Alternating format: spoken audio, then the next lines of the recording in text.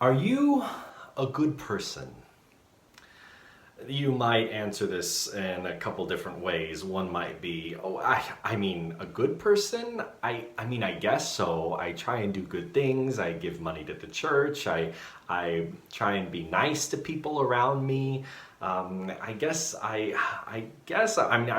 not perfect. I'm not a saint. Or you might hear that question and think, am I a good person? Oh, no, I'm not a good person. I, I, I mess up all the time. I'm sinning all the time, like every second it seems. But the thoughts in my head are just mean towards people. I don't know why. I just go off on people because they irritate me. I don't understand what this is. I try and be good, but I just find myself messing up. So what does it mean to be a good person, and what does it mean to be even a saint? There's some stories in Scripture that I'd love to meander through them with you, to investigate these two stories specifically about two people that parallel each other as they are both connected to Jesus, but by experience, their lives are in complete contrast to each other. And these people are Mary, Magdalene, and Peter, Simon Peter. So these two people, they're fascinating. So we're going to do just a survey of Scripture, looking at their experience with Jesus, the details that we know about them, and the things that we might wonder about. First, I wanted to start with Mary. Mary, her story, we don't know exactly when she met Jesus, but there is a story that I personally have connected. It's about a woman that is not named in Scripture, but this story, to me, it connects. So for the sake of this sermon, I'm going to connect this story with her. Jesus is in the temple and he's teaching. And suddenly there's this mob that comes in with this poor woman in the center. And they're dragging her. They're not guarding her. They're dragging her into the temple and in front of Jesus. And Jesus is teaching, mind you, in the temple. And this woman, she's scantily clothed and she just doesn't want to look up. There's shame written all over her face. And this woman, she's brought in before Jesus. And they start accusing her in front of Jesus. They say this woman has been caught in the middle of sin. And according to the law, she deserves to die. What do you think we should do with her, Jesus? And I can imagine as my mind wanders, I'm filling in the gaps. I'm not changing details. I'm just filling in the gaps. And I see that hearing that this is the man that she's in front of Jesus. Mary must have just, her heart just broke. She had heard about this man. This woman had heard about this man, that he was bringing in the outcast, that he was paying attention to the ignored. He was healing the sick and the lame, the leper. That these people that were once rejected by society from out of their families and out of the sight and the realm of the church and out of God. These people were being brought in, and she must have heard these rumors about who this man Jesus was, and how he must be so kind and so wonderful, and certainly must be from God. But to be in front of God is the last thing that she wanted, and she was dragged into the temple. And then to be in front of this man Jesus. Oh, what would this woman have thought? And so she's there, and I can't imagine that she was looking up or looking around. I think her eyes were cast down. I think she was so ashamed. She was so scared that she deserves death, and here it was about to come. And so she hears this accusation from these people around her, and she doesn't actually hear Jesus respond. She just sees him kind of stoop down next, kind of in front of her, but she's not thinking about that. She's thinking, what is he going to do? Pick up another stone? They already have stones. One more, what's that going to do? And she's processing all these things, and the next thing she hears is Jesus say, those of you who are without sin. So essentially, those of you who are perfect, those of you who are saints, you cast the first stone. And she must have thought, oh, here it comes.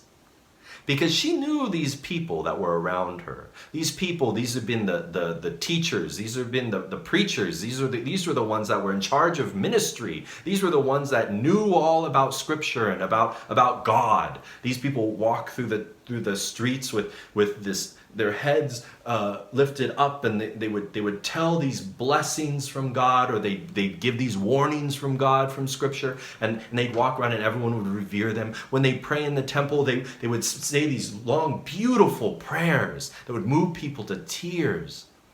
These men were the ones that had grabbed her and had pulled her away in the middle of something so shameful, so embarrassing, so regretful, and yet here she was. And he says, those of you without sin, cast the first stone. And she waited. She must have flinched. She must have held her muscles tight. But then after a while, she hears this click, click, click, click, click. And she doesn't even open her eyes, but then she hears the voice of this man, Jesus, say, woman, where are your accusers? And she must have peeked an eye open. And then she relaxed, just not so tense. She just looked around a little bit, and there's no one there. There's stones, but they're just on the ground around her. And she must have looked up into the eyes of Jesus. And he says, neither do I condemn you. Go and sin no more. And so I imagine that she tried to cover up more, and maybe she thanked him. Maybe she was too shocked. And she walks by herself out of the temple and away. What did she think when she got home? After she straightened up the place, after she fixed the door that had been barged into, after she sat on the edge of her bed and she thought, what happened? What happened? So then we've got this story of Peter that begins in a very different way. We've got Peter that is this good man. He's a hardworking man. He has honest work. He works hard for what he earns, which isn't much, but he makes do with what he has. He studied the Torah. He studied the words of God in his own time and in his youth. And he prays, not boastfully, but just he prays with an ardent heart, just saying, God, remember me, lead me, show me the way in which I should walk, for I lift my soul to you. And so just a genuine guy.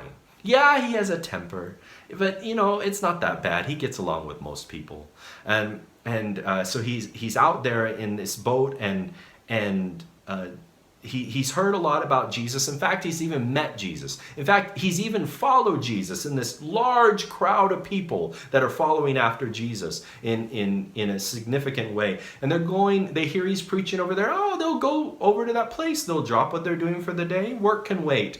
Jesus is more important, and they go to where he's at and they hear him. In fact, he's even talked to Jesus, and they process some things out just on the side. It's been really special. He feels seen by Jesus, and it's been meaningful times.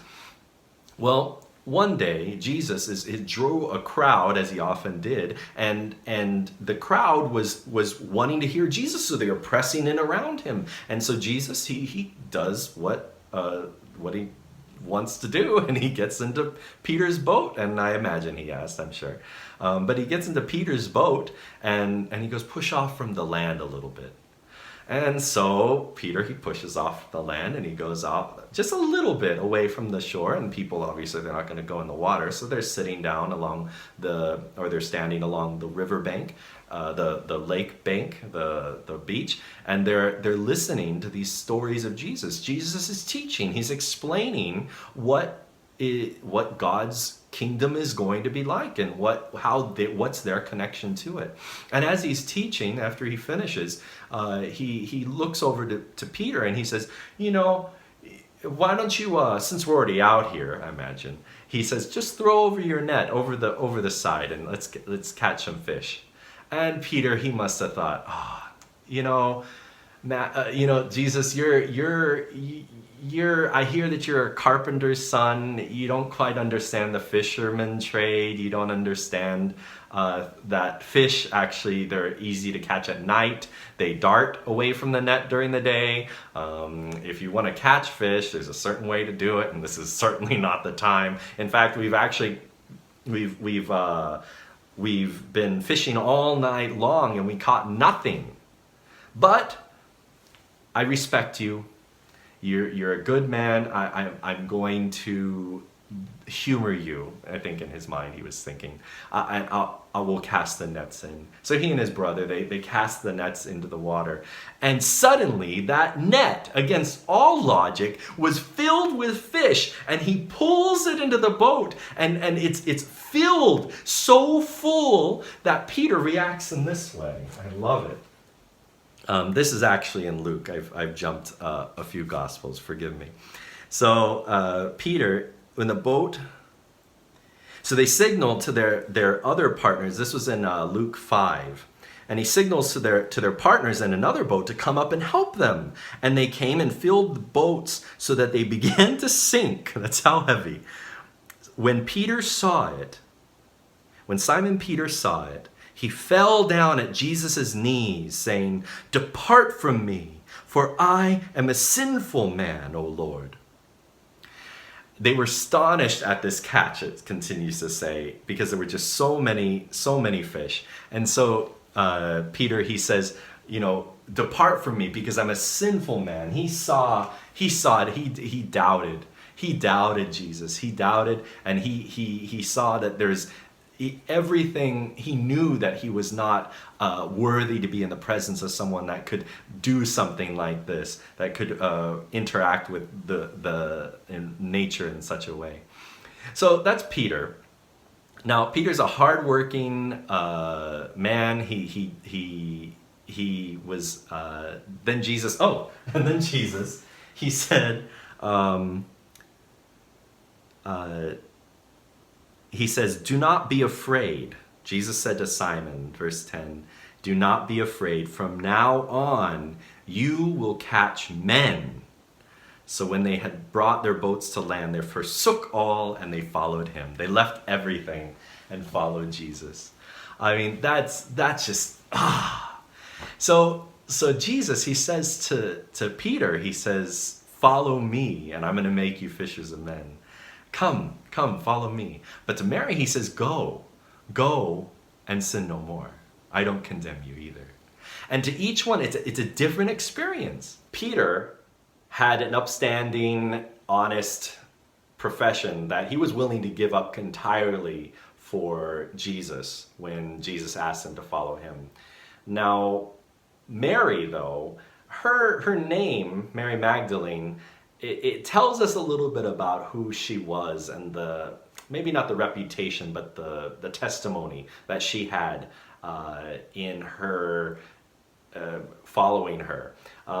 Magdala was not a normal kind of just town like Bethlehem or Bethsaida or something like that. Magdala was not a Jewish town. It was a Roman garrison town. That there were a lot of soldiers there, and whether it was because of her occupation or just a favored pastime, or she spent a lot of time in Magdala, and so she got this reputation, Mary Magdalene.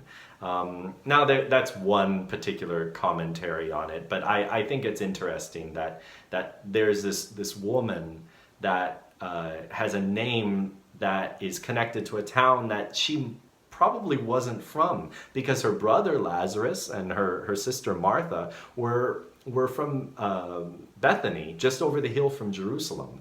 So she should have been Mary from Bethany, but Mary Magdala.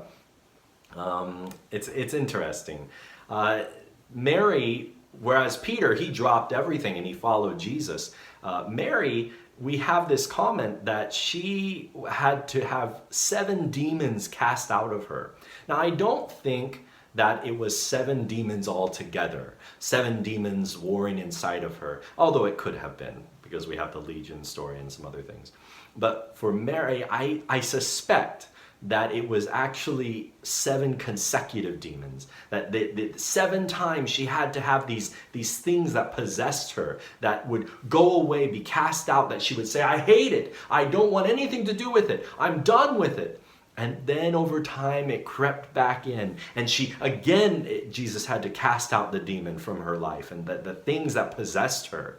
And it had to be cast out 7 times. Her experience is the one of going to Jesus and being her slate wiped clean, and then she finds herself falling back into it, and then Jesus has to come. She comes again to Jesus, and Jesus casts it out again, and fixes her, works in her, and she says, okay, I'm done with it this time it's for real. And Mary, she's in this experience going over and over again to Jesus. But Peter, he just stays with Jesus all the way along.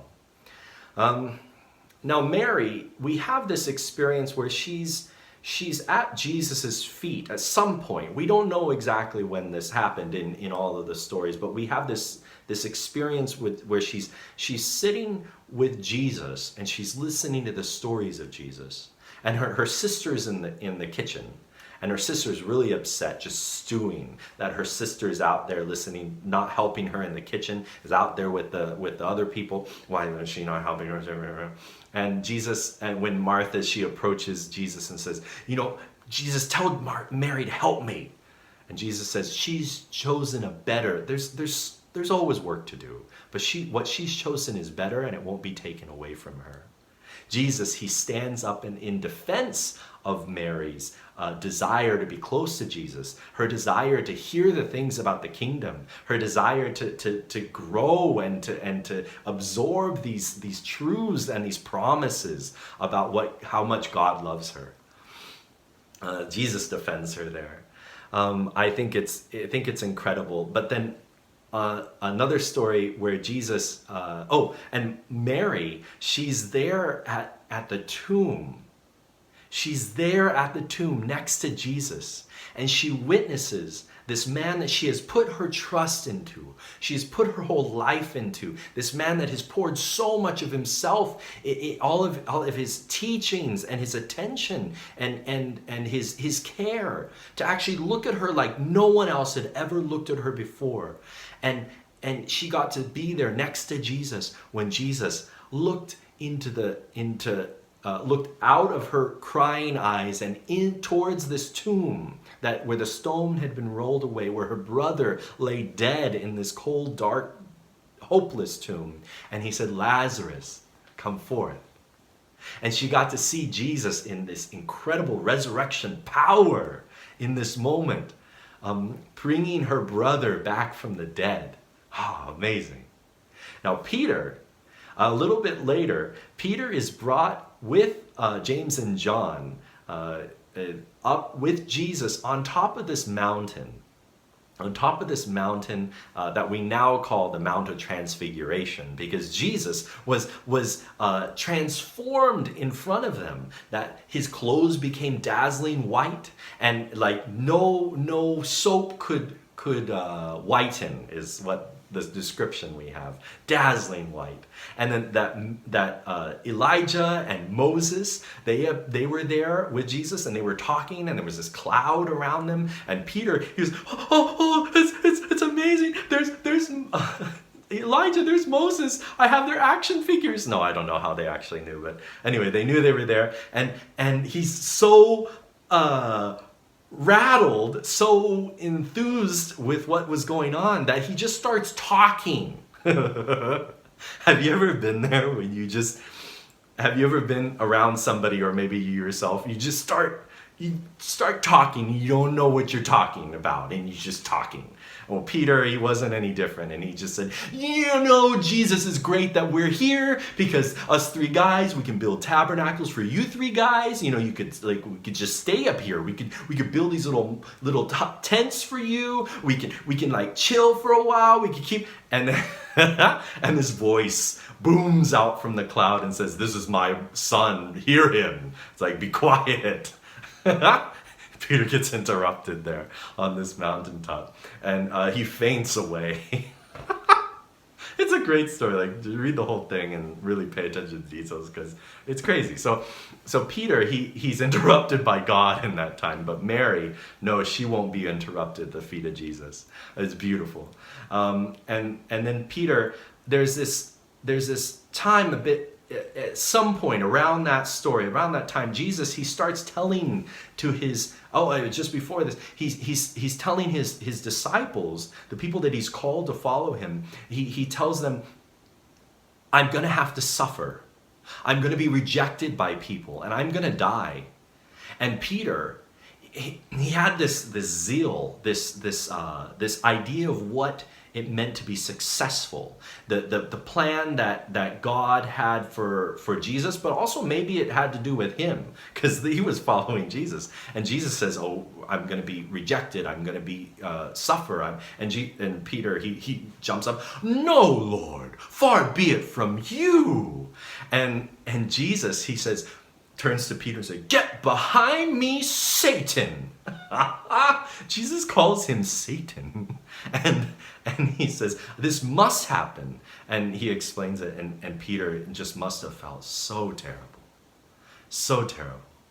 But when he starts talking about suffering, Mary, at one of these times when he's explaining, she hears it and she just weeps. What do you mean suffer? What do you mean you'll be rejected? What do you mean you'll be killed? And Mary, her heart is just overwhelmed by this thought of Jesus dying, Jesus having to hurt, for Jesus to no longer be with her, and she's weeping. She hears it and she believes right away, and she goes and she prepares this ointment. Now, we're not as familiar with this process, I think, because we outsource this really difficult act of funeral, preparing a funeral or preparing a body or for burial. We're not familiar with that. In fact, besides perfume, which is more just what we put on ourselves, cologne or perfume, we don't quite understand the kind of significance that a gift of perfume, especially in those days when you got donkeys and stuff going around, and you don't take baths very often, this is a big deal, and it's so hard to create this perfume. So the perfume in those days, it was incredibly expensive, still in really nice boxes and bottles and stuff. But Mary, she brings in this box, this alabaster. It's a really soft stone, and inside of this alabaster box there's this perfume. And Mary, she gets it, she purchases it, or maybe it's a family heirloom. There's a lot of different stories there, and it's a great exploration, but she brings this box in. And in the Matthew account, she brings it in. Matthew chapter 26, and it says, "And when Jesus was in Bethany at the house of Simon the leper, a woman came to him having an alabaster flask of very costly fragrant oil." And I suspect that in those days, in that particular space, because of those details, I suspect that women weren't allowed there unless they were serving. I'm guessing this. Regardless, Mary was still a woman of ill repute, that she was a woman that was not welcome into the space of the popular, the acceptable, which is interesting. That says Simon the leper, who used to be a leper because Jesus cleansed him. Not Simon Peter, a different man. And so he was a leper. He knows what it's like to be rejected. And yet when Mary isn't invited, and in fact there's some evidence to say that she's actually a relative of this man that owns this house, and yet she's still not invited. And this story is in other gospels as well, so we have more added details there. And so Mary, she comes in to this party that she's not invited to, but Jesus is there. And some people, when they tell this story, they say, people are enjoying the party, and so she quietly comes in. And she quietly comes in, and she breaks open that alabaster box, and inside the perfume, she takes it, and it says, she brought this of costly fragrant oil, and she poured it on his head, on Jesus' head, as he sat at the table. They laid at the table those days. But when his disciples saw it, they were indignant that when she cracked open this perfume, and she poured it on his head, and she also put it, in another gospel it says, and she poured it on his feet, and she washed his feet with her tears and with her hair. She dried it with her hair. I mean, what a beautiful symbol. I mean, she is just like just pouring herself out to Jesus. And they say, why this waste, the disciples? Which is interesting, because Matthew is the one that wrote this, and he says the disciples, he's one of the disciples. And he says, as he lay down at table, and they go, why this waste? This fragrant oil might have been sold for much more and given to the poor. But Jesus was aware of it. He said to them, why do you trouble the woman? For she has done a good work for me. For you have the poor with you always, but me you don't always have. For in pouring this fragrant oil on my body, she did it for my burial. Assuredly, I say to you, wherever this gospel is preached in the whole world, what this woman has done will also be told as a memorial to her. How beautiful that Jesus, with Mary, as she's weeping, and as she's giving this act of love and devotion to Jesus, when she knows that he's going to suffer, and these people start ridiculing her, Jesus, he stands up and he says, no, what she's doing will be remembered for all eternity. Wherever this gospel is preached, this story will be told in a memorial to her. Beautiful.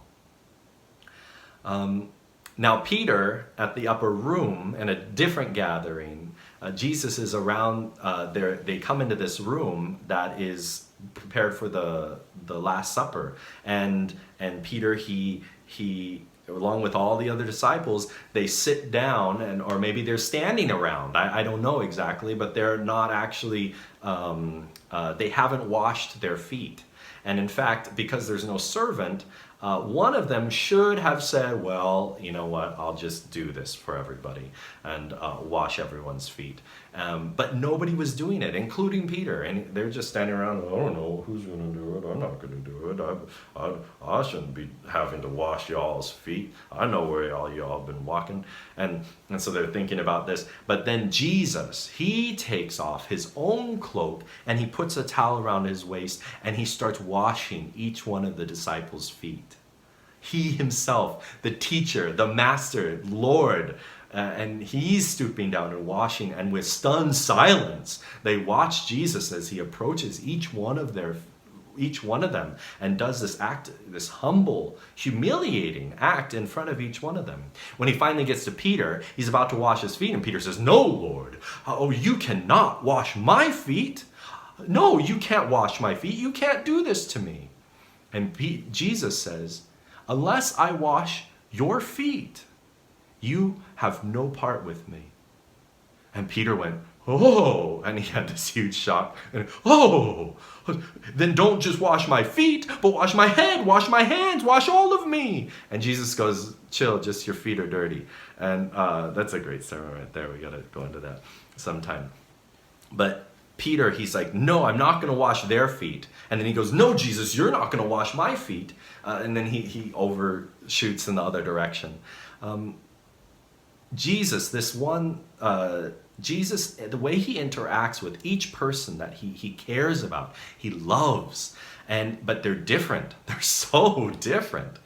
And Jesus, Peter is there at that Last Supper, and Jesus says, before, all of you are going to deny me. All of you are going to leave me. You're gonna leave me, run away from me, and they all say, no, not us. And Peter's like, not me, Lord. Even if all the rest of these people here, they reject you, I'll never reject you. And Jesus, he looks over at Peter and he says, before the rooster crows, tonight you will deny me 3 times. And Peter, it sinks into his head, but he rejects it. He goes, no, I can't do this. And Jesus is they go down to the garden, and Peter is there with everyone, and the mob, they come at him, but Peter, valiant, I don't know. He pulls out a little dagger knife, and he chops off the servant of the high priest's ear, and Jesus is like, put your sword away. Like, if you're going to live by this sword, you're going to die by it. And Peter, he runs off into the night like everybody else.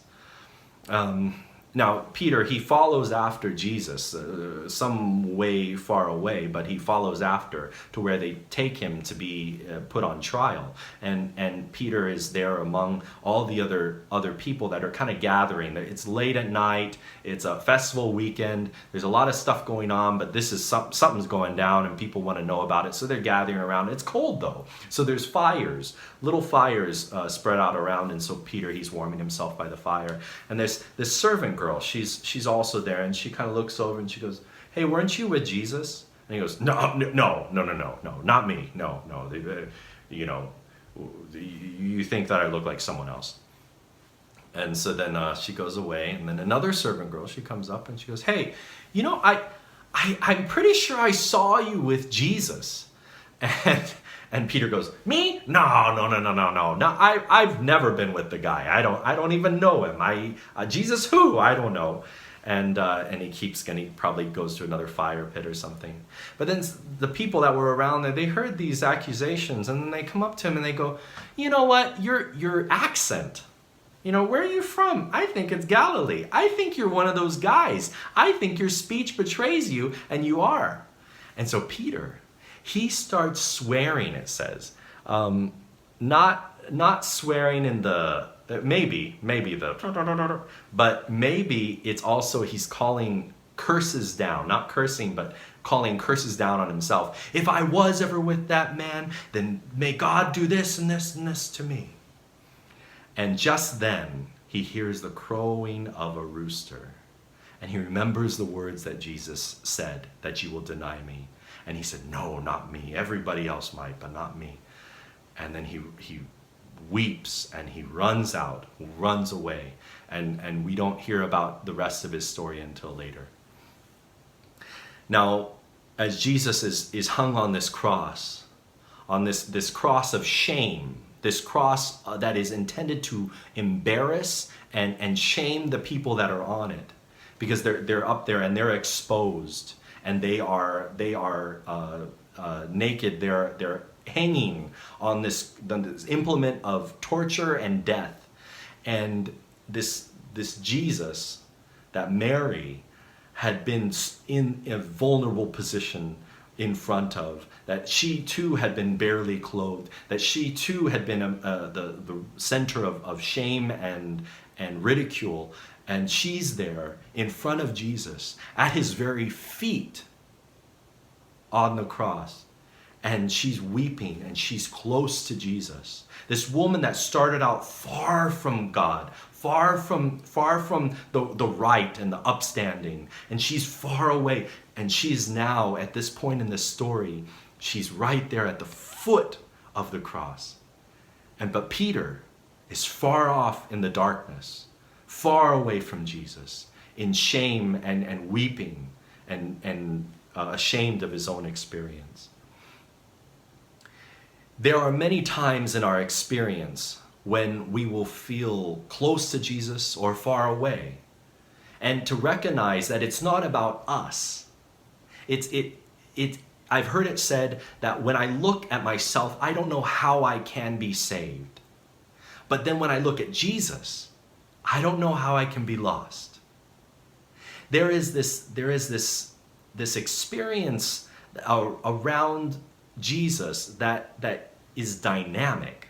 To say, oh, I'm a good person, or I'm not a good person, or to judge ourselves based on something, anything, is going to fall flat. But are we in relationship with Jesus? Is the question that we should be asking ourselves. These stories continue to where on that whole Saturday, Peter must have just felt so terrible that he was in that upper room. In fact, he was kind of in one part, not even named among the rest of the disciples. That he was kind of right up there. He and Judas both rejected Jesus in different ways, but just as severe.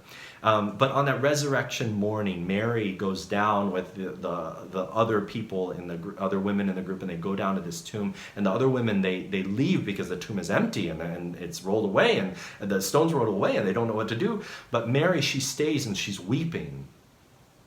And there's this figure that's in there, and she thinks it's the gardener, and she goes, "Where did you put my Lord?" And through her tears, she can't see. And "Where did you put my Lord?" And tell me, and I'll carry him to where he needs to be.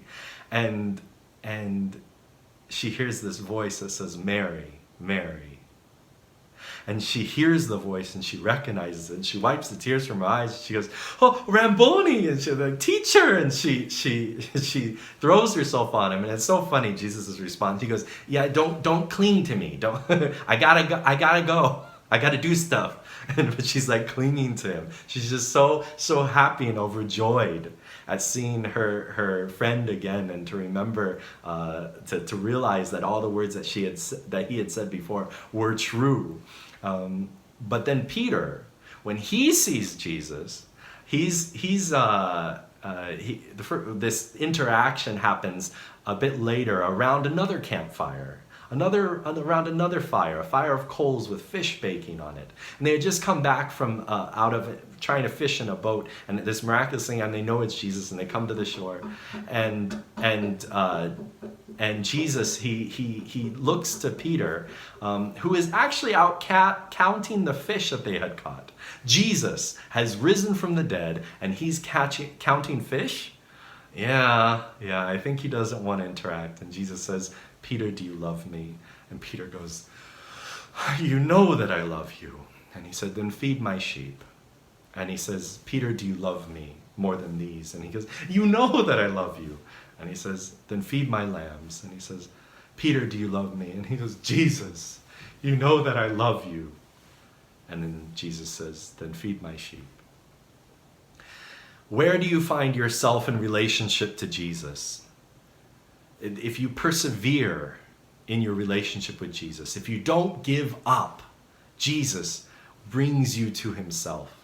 If you keep your eyes fixed on Jesus, like Peter in the waves, then he will draw us to himself. He will make those things right that are wrong, but it's a process. Becoming a saint is a sanctifying process. It's something that never at any point in our experience concludes. It is an ongoing experience with these highs and lows, great highs, incredible moments with Jesus, and then just really hard mess-ups. But again, we find ourselves before the throne of grace, and we say, "God, here I am again. Forgive me, a sinner. I know what I've done wrong, and I will trust in you. I will trust in you."